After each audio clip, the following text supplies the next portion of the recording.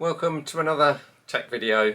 Today we're going to be looking at a case that we purchased for, we're going to be replacing one of our micro form factor Dell PCs, and the reason for that is we need a beefier graphics card in it, and in the micro form factors obviously you can't fit a graphics card in, so we've gone for a fairly small case. So today we're going to be having a look at the case and getting it ready, because in the standard configuration it means that all the ports are going to be against the wall, so we need to change the case around and get it sorted out ready for the build that we're going to do in it.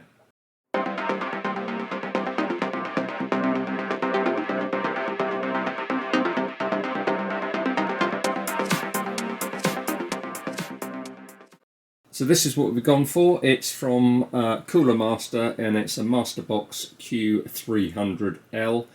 Supports mini-ITX and micro-ATX motherboards, and I think the motherboard that we've gone for is a micro-ATX, so we should be fine with this. So without further ado, let's get it unpacked and have a look at the system.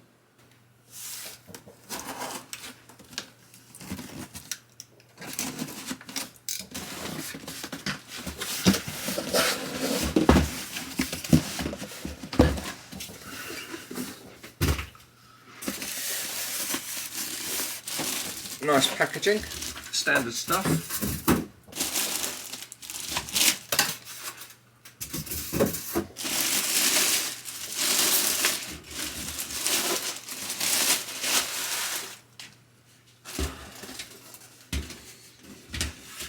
Okay, so what have we got in the box? So we've got our instructions, which we're going to need, and it will sit two ways. It'll sit that way, which is quite good.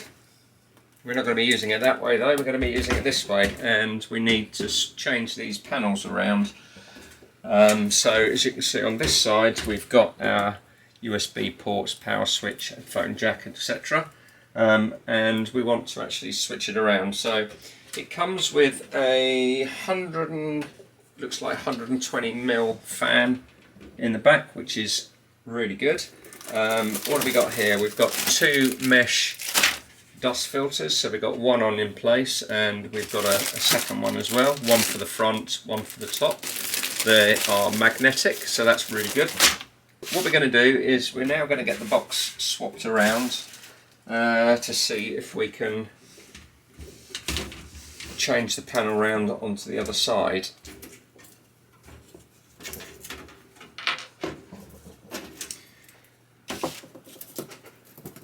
Okay, so this is acrylic. This is it's not glass, but it's got a sort of smoke finish to it, which is all right, I suppose. So the actual panel itself is on the side here. Okay, for the back side panel, we've got to remove the 4 rubber feet grommets that just screw in like that, and that's the second panel out. So now what we're going to have to do is to take this bracket off. That should be we should be able to get that on fitted to the other side. So 2 screws by the look of it, one at the top, one at the bottom.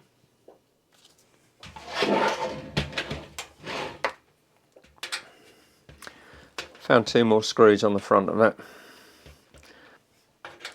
So it's secured in with 4 screws. 2 on the front and 2 on each of the sides.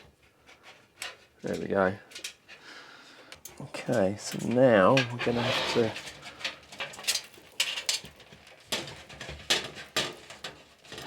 pass the cables through here.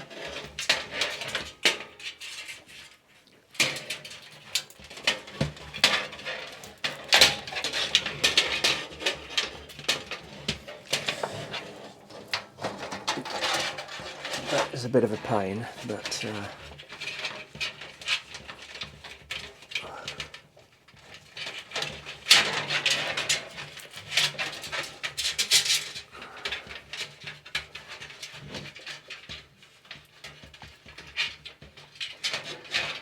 Got it. Right, so that is the unit. So now we can get this on this side.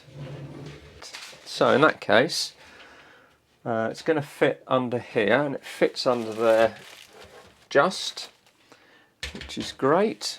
So we are going to have to mount it. We're going to be mounting it on the other side.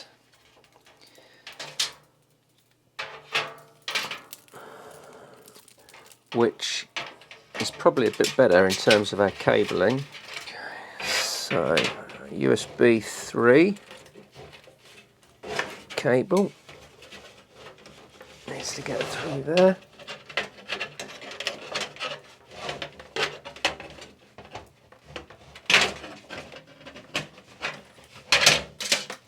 Right.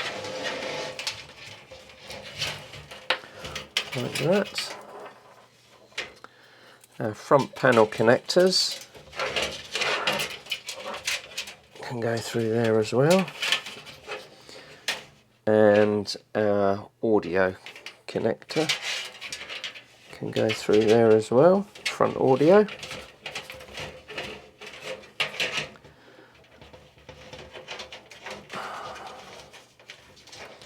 Now we get our cables through there. That will fit, just about fit underneath. That fits quite nicely, and it's even got some little bracket holes for us there. So we're going to reattach our screws like that, and then our two on the front side at the top.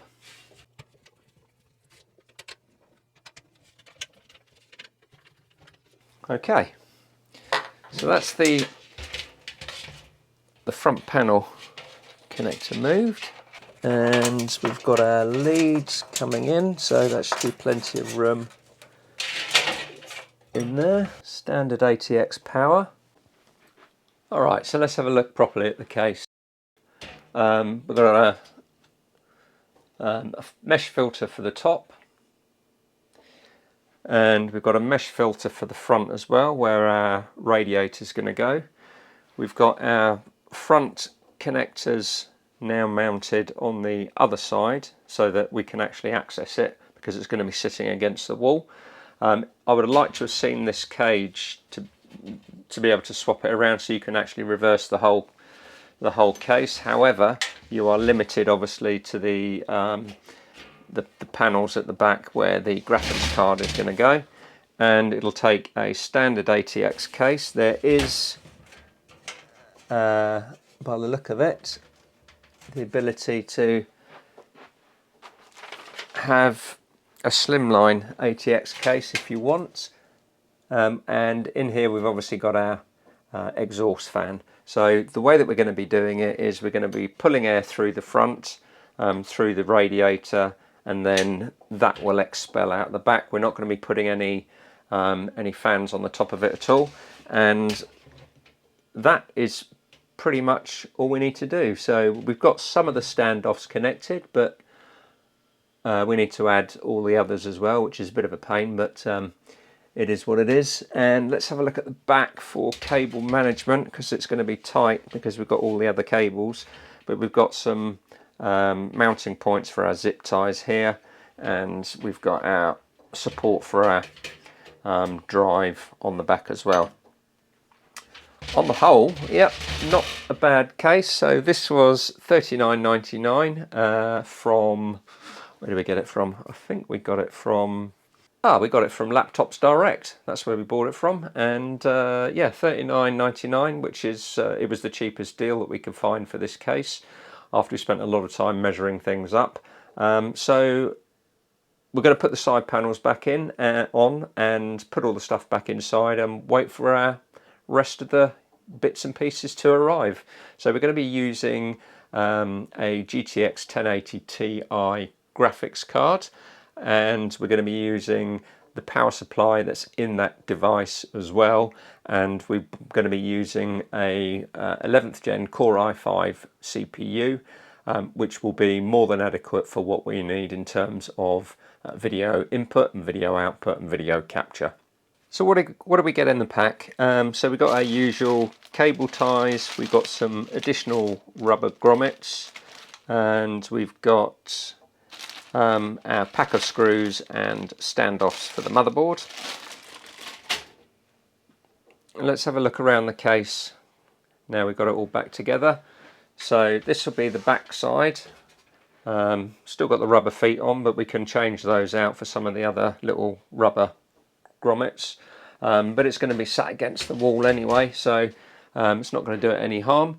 And then on this side, actually with the panel on, you can't really notice. I mean, yes, there's the motherboard standoff in there on this side, but to be honest, you can't really see it. And then underneath here is obviously where we've got our we've fitted our front I/O panel. So we've got everything here. We've got our power button, 2 USB 3 ports, our headphone and microphone jack, and not sure what that button is. I presume that's a switch on and off button for it, but we'll find out when we actually come to do the build and set it up. On the back, obviously, this is where our I/O shield will go with our motherboard against this side, and graphics card will sit in there, power supply will sit in there, and not forgetting the mesh filters. So on the bottom, which I didn't show you, we've got another mesh filter. This one isn't magnetic, but it's got these little grommets that just pop in to secure that in place. So if it is drawing air in through the bottom, you're not going to draw all the crap in with it. And then of course we've got our top magnetic mesh filter, which sits on there like that. And then we've also got one for the front on it like that. So on the whole, I'm really impressed with this case for 40 quid.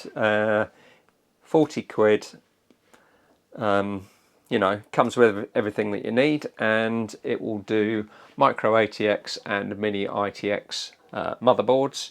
It's wide enough as well for lots of additional room for your drives and of course your radiators. So it'll fit the radiator on the front. If you want to use a smaller one, then you would remove the fan and fit your 120mm radiator or pump and radiator on the back there. A 40 quid case, perfect. So we've been hunting around for one of these for ages, so finally we've managed to find one within our price range that we wanted to spend, and yeah, really pleased with it. So if you found that video useful, give it a thumbs up, don't forget to subscribe to the channel, and we will see you in the next one.